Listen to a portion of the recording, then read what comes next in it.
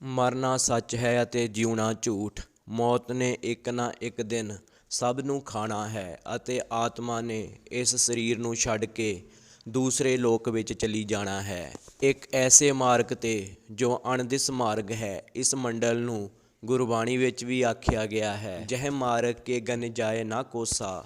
ਇੱਕ ਐਸਾ ਮਾਰਗ ਜਿੱਥੇ ਜਾਂਦਿਆਂ ਸਮੇਂ ਕੋ ਨਹੀਂ ਗਿਣੇ ਜਾਂਦੇ। ਮਾਰਗ ਕਿਹੜਾ ਹੈ ਅਤੇ ਜਮਰਾਜ ਦੀ ਕਚਹਿਰੀ ਵਿੱਚ ਪਹੁੰਚਣ ਨੂੰ ਕਿੰਨਾ ਸਮਾਂ ਲੱਗਦਾ ਹੈ, ਇਸ ਦੇ ਬਾਰੇ ਪਹੁੰਚੇ ਹੋਏ ਮਹਾਂਪੁਰਖ ਦੱਸਦੇ ਹਨ ਕਿ ਆਤਮਾ ਪਾਪ ਦੇ ਨਾਲ ਜਿੰਨੀ ਜ਼ਿਆਦਾ ਭਾਰੀ ਹੋਵੇ, ਉਸ ਨੂੰ ਓਨਾ ਹੀ ਵੱਧ ਸਮਾਂ ਲੱਗਦਾ ਹੈ ਧਰਮਰਾਜ ਦੀ ਕਚਹਿਰੀ ਤੱਕ ਪਹੁੰਚਣ ਦੇ ਲਈ। ਅਤੇ ਜਿਸ ਮਨੁੱਖ ਦੀ ਆਤਮਾ ਘੱਟ ਪਾਪਾਂ ਦੇ ਕਰਕੇ ਹਲਕੀ ਹੋਵੇ, ਉਸ ਨੂੰ ਘੱਟ ਸਮਾਂ ਲੱਗਦਾ ਹੈ। ਉਹ ਗੁਰਮੁਖ ਪਿਆਰੇ ਜੋ ਪਰਮਾਤਮਾ ਦੇ ਰੰਗ ਦੇ ਵਿੱਚ ਹਮੇਸ਼ਾ ਰੰਗੇ ਰਹਿੰਦੇ ਹਨ, ਚਾਹੇ ਉਹ ਹਿੰਦੂ ਹੋਵੇ, ਸਿੱਖ ਹੋਵੇ ਜਾਂ ਮੁਸਲਮਾਨ, ਚਾਹੇ ਕਿਸੇ ਵੀ ਧਰਮ ਦਾ ਕਿਉਂ ਨਾ ਹੋਵੇ।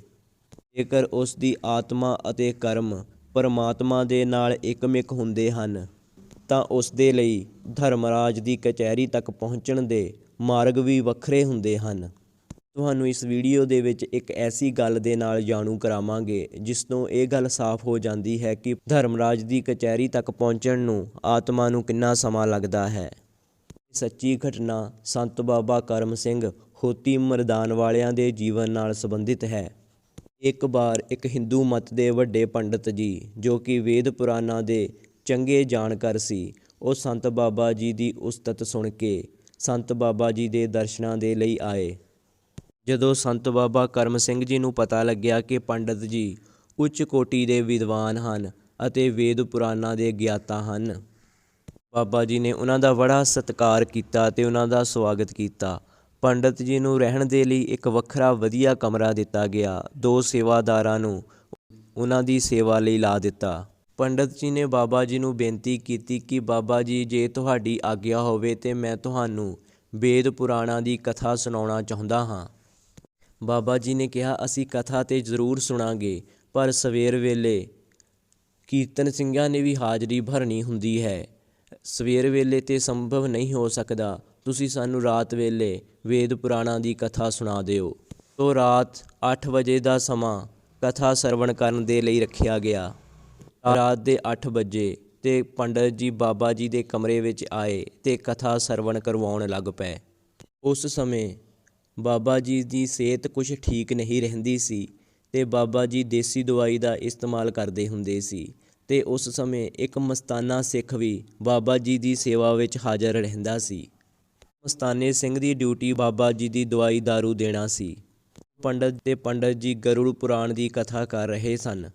ਐਨੇ ਨੂੰ ਮਸਤਾਨਾ ਸਿੰਘ ਕਮਰੇ ਦੇ ਵਿੱਚ ਬਾਬਾ ਜੀ ਦੇ ਲਈ ਦਵਾਈ ਅਤੇ ਦੁੱਧ ਲੈ ਕੇ ਆਉਂਦਾ ਹੈ।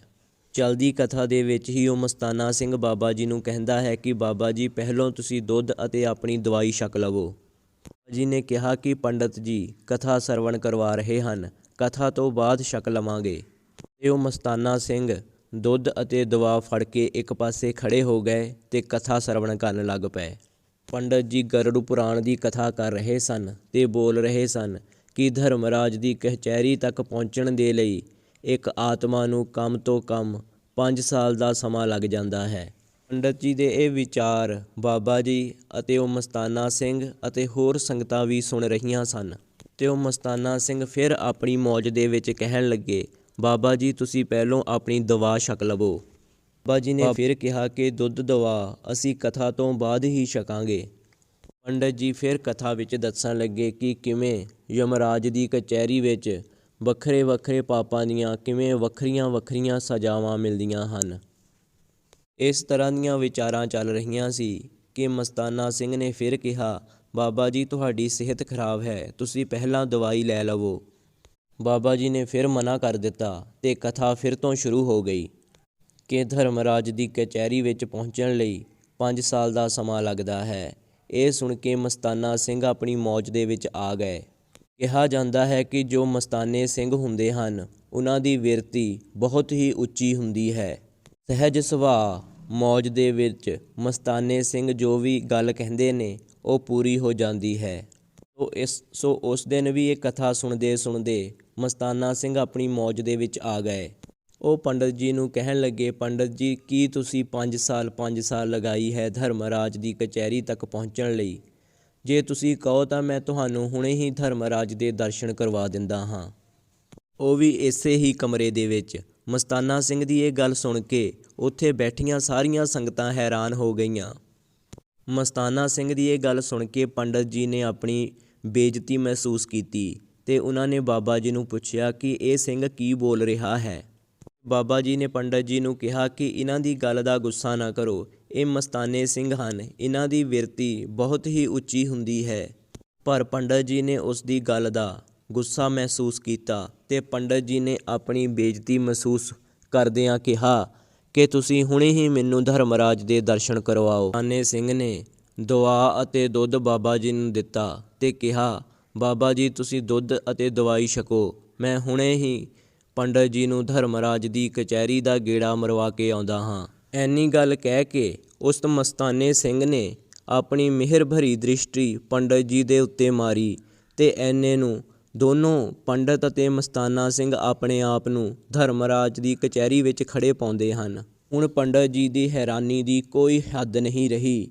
ਇਹ ਇੱਕ ਵੱਖਰਾ ਹੀ ਲੋਕ ਸੀ ਜਿਸ ਨੂੰ ਦੇਖ ਕੇ ਪੰਡਤ ਜੀ ਦੀਆਂ ਅੱਖਾਂ ਖੁੱਲ੍ਹੀਆਂ ਅਤੇ ਖੁੱਲ੍ਹੀਆਂ ਹੀ ਰਹਿ ਗਈਆਂ ਸਨ।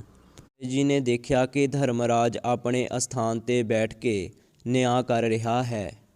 ਧਰਮਰਾਜ ਨੇ ਜਦ ਮਸਤਾਨਾ ਸਿੰਘ ਨੂੰ ਦੇਖਿਆ ਅਤੇ ਧਰਮਰਾਜ ਨੇ ਉਹਨਾਂ ਦਾ ਸਵਾਗਤ ਕੀਤਾ ਅਤੇ ਮਸਤਾਨਾ ਸਿੰਘ ਕਹਿਣ ਲੱਗੇ, ਪੰਡਤ ਜੀ ਦਾ ਵਿਚਾਰ ਸੀ ਕਿ ਧਰਮਰਾਜ ਦੀ ਕਚਹਿਰੀ ਤੱਕ ਪਹੁੰਚਣ ਦੇ ਲਈ ਇੱਕ ਜੀਵ ਆਤਮਾ ਨੂੰ 5 ਸਾਲ ਦਾ ਸਮਾਂ ਲੱਗਦਾ ਹੈ। ਦਾ ਭਰਮ ਦੂਰ ਕਰਨ ਦੇ ਲਈ ਮੈਂ ਇਹਨਾਂ ਨੂੰ ਤੁਹਾਡੇ ਦਰਸ਼ਨਾਂ ਦੇ ਲਈ ਲੈ ਕੇ ਆਇਆ ਹਾਂ। ਇਹ ਕਿਸੇ ਵੀ ਲੋਕ ਦੇ ਵਿੱਚ ਇੱਕ ਛਿਣ ਵਿੱਚ ਪਹੁੰਚ ਜਾਂਦੇ ਹਨ। ਪੰਡਤ ਜੀ ਨੂੰ ਹਾਲੇ ਵੀ ਯਕੀਨ ਨਹੀਂ ਹੋ ਰਿਹਾ ਸੀ।